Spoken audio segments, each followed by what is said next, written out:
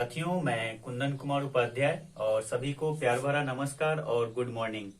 तो कल का जो हम लोगों ने टॉपिक कवर किया था कि पौधों में जो भोजन बनाने की प्रक्रिया होती है वो कैसे होती है, कैसे भोजन बनते हैं, तो इस चीज को हम लोगों ने कल के क्लास में पढ़ा था।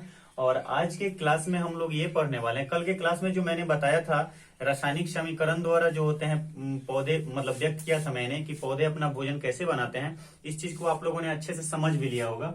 और आज हम लोग जो पढ़ने वाले हैं, यहाँ पे आप लोग देख रहे हैं कि पत्ती की संरचना। तो पत्तियों के बारे में ही हम लोग आखिर क्यों पढ़ रहे हैं, किसी दूसरे संरचना के बारे में क्यों नहीं पढ़ रहे हैं।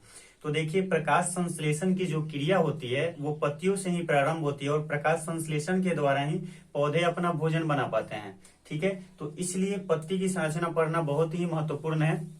और प्रकाश संश्लेषण की जो क्रिया होती है पत्तियों से आरंभ होती है और पत्तियों में ही समाप्त हो जाती है, इसलिए पत्ती की संरचना पढ़ना बहुत ही जरूरी है। तो आइए हम लोग पत्तियों की संरचना देखते हैं। ये जो पत्ती की संरचना है ये बाह्य संरचना है, बाहर की संरचना है। पत्ती को हम लोग नॉर्मल तरीके से बाहर से देख सकते हैं, लेकिन ये कुछ जो आंतरिक संरचना है इसको हम लोग ऐसे नहीं देख सकते हैं। कुछ ही इसमें आवरण जो होते हैं उनको हम लोग बाहर से देख सकते हैं, बाकी को हम लोगों को देखने के लिए माइक्रोस्कोप की सहायता लेनी पड़ेगी। जैसे कि ये संरचनाएं हो गई, इन संरचनाओं को देखने के लिए हम लोग ऐसे इसको नग्न आंखों से नहीं देख सकते हैं। इसको देखने के लिए आप लोगों को माइक्रोस्कोप की सहायता लेनी पड़ेगी। जैसे इसमें संरचना है आपका जाइलम और फ्लोएम।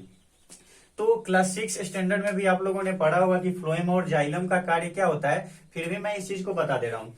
जाइलम जो क्या होता है, जल का अवशोषण करता है, जल का वहन करता है। क्या होता है, मूल रोमों द्वारा यानी कि जड़ों के द्वारा जड़ क्या करते हैं, पृथ्वी से यानी कि मिट्टी से जल को अवशोषित करते हैं और वे पौधे के विभिन्न हिस्सों में, यहाँ तक कि पत्तियों में भी पहुंचाने का कार्य किया जाता है जाइलम के द्वारा। दूसरा जो पॉइंट है आपका फ्लोएम। फ्लोएम क्या है, ये जल में घुले हुए अणुओं को पौधे के विभिन्न हिस्सों में पहुंचाने का कार्य करता है फ्लोएम। ठीक है, तो ये जाइलम और फ्लोएम का आपका कार्य मालूम चल गया कि फ्लोएम का कार्य क्या होता है।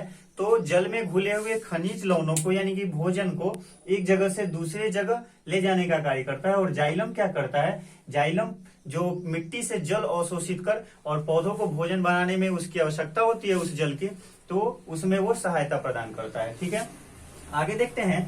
तो ये जो देखेंगे, ये जो ऊपर की संरचना है जिसे क्या कहा जाता है, क्यूटिकल कहा जाता है।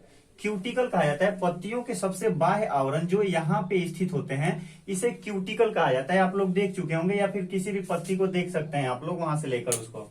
तो इसको सबसे बाहरी आवरण को जो बोला जाता है उसको क्यूटिकल कहा जाता है। और उसके जस्ट बाद जो इस प्रकार की संरचना है आपकी, जो इस प्रकार की संरचना है, जो इस प्रकार की संरचना है इसे कहा जाता है एपिडिडर्मिस। ठीक है, और मैंने इसको बता दिया कि आपके जाइलम हो गए और ये बाकी ये नीचे वाले भाग, ये जाइलम हो गए ऊपर वाले और ये नीचे वाले फ्लोएम हो गए। ठीक है, और यहाँ पे दो आपको छिद्र दिख रहे होंगे, एक यहाँ से छिद्र दिख रहे हैं और एक यहाँ से छिद्र दिख रहे हैं। दो प्रकार के किनारे पे छिद्र दिख रहे हैं नीचे वाले सतह पे। ये पत्ती का ऊपरी भाग है और ये निचला भाग है। ठीक है, तो नीचे वाले दोनों भाग की तरफ दो प्रकार का छिद्र दिख रहा है आपको, और इसी छिद्र को बोला जाता है स्टोमाटा। इस छिद्र को बोला जाता है स्टोमाटा और इसको रंध्र के नाम से भी जाना जाता है। और इसी रंध्र में जो क्या होते हैं, ठीक है, इसी रंध्र के माध्यम से क्या होता है, कार्बन डाइऑक्साइड जैसे गैसों को ये पत्तियां अपनी अंदर अवशोषित करती हैं। कार्बन डाइऑक्साइड गैस को पत्तियां जो है इसी रंध्र के माध्यम से अपनी अंदर खींचती हैं और इसी रंध्र के माध्यम से वो जब भोजन बनाने की प्रक्रिया होती है, प्रकाश संश्लेषण की प्रक्रिया होती है, उसके उपरांत ये ऑक्सीजन जो गैस होते हैं, ऑक्सीजन गैस को बाहर भेजने का वातावरण में कार्य करते हैं। ठीक है, तो आप लोग देख सकते हैं ये रंध्र का आप लोगों का कार्य मालूम चल गया। ठीक है, ये स्पंजी पैरेन्काइमा है जिसको बोला जाता है क्लोरोप्लास्ट। ठीक है, क्लोरोप्लास्ट में ही क्लोरोफिल नामक वर्णक उपलब्ध होते हैं। इस पैरेन्काइमा, स्पंजी पैरेन्काइमा के अंदर क्लोरोप्लास्ट पाए जाते हैं और इसी क्लोरोप्लास्ट में क्लोरोफिल पाए जाते हैं। क्लोरोफिल नामक वर्णक पाया जाता है और इसी क्लोरोफिल वर्णक के कारण पत्तियों का रंग जो होता है, रंग हरा होता है। पत्तियों का रंग हरा होता है। तो आपका यहां से बहुत ही महत्वपूर्ण प्रश्न निकल के आता है कि पौधों में पत्तियों का रंग हरा क्यों होता है। प्रश्न नंबर 1 आप लोग नोट कर लेंगे कि पत्तियों का रंग हरा क्यों होता है, तो क्लोरोफिल वर्णक के कारण।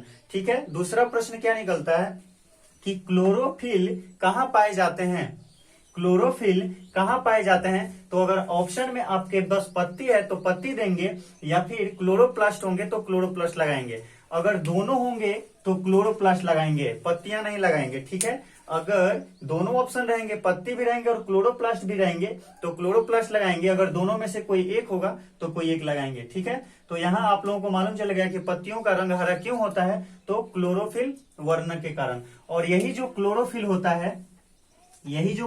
होता है, वो पौधों को भोजन बनाने में बहुत ही महत्वपूर्ण योगदान करते हैं। क्लोरोफिल के कारण पत्तियां जो क्या करती हैं, जो सभी क्या बोलते हैं उसको, अवशोषित करने का, सूर्य के प्रकाश को अवशोषित जो करने का, ऑब्जर्व करने का कार्य करते हैं, यही क्लोरोफिल करते हैं। ठीक है, यहां तक आप लोगों को बात समझ में आ गई होगी।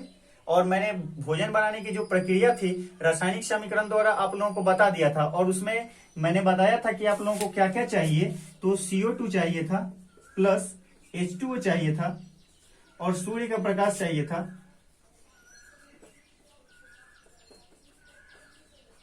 प्रकाश, और ये क्लोरोफिल जो यहाँ पे उपस्थित होते हैं, प्लस में कर देता हूं मैं, क्लोरोफिल, ये 4 जब तत्व मिलते हैं और इसमें रासायनिक अभिक्रियाएं होती हैं, तब जाके पौधों में भोजन का निर्माण होता है। तो जल्दी से आप लोग इसमें जो संरचनाएं हैं उसको नोट डाउन कर सकते हैं, या फिर जो कुछ इंपॉर्टेंट जो पॉइंट है उसको आप नोट कर सकते हैं। उसके बाद मैं आप लोगों को क्वेश्चन में लिखवाता हूं। ठीक है, तो प्रश्न आप लोगों का बनता यह है कि पौधों का प्रकाश संश्लेषी अंग किसे कहा जाता है। पौधे का प्रकाश संश्लेषी अंग किसे कहा जाता है, तो वो कहा जाता है आपका पत्तियों को। पत्तियों को पौधों का प्रकाश संश्लेषी अंग कहा जाता है। और हरित लवक को यानी क्लोरोफिल को प्रकाश संश्लेषी अंग कहा जाता है। बात ध्यान से सुनिएगा। I'm a soldier. बंद है कि चालू है? चालू है। तो मैंने बताया कि पौधों का जो होता है प्रकाश संश्लेषी अंग किसे कहा जाता है, तो वो पत्तियों को कहा जाता है। और प्रकाश संश्लेषी अंग किसे कहा जाता है, तो वो कहा जाता है क्लोरोफिल को। ठीक है, आशा है कि आप लोगों को ये चीज अच्छे से समझ में आ गए होंगे। ये दोनों क्वेश्चन को नोट कर लीजिएगा, क्योंकि ये बहुत ही महत्वपूर्ण प्रश्न है। ठीक है।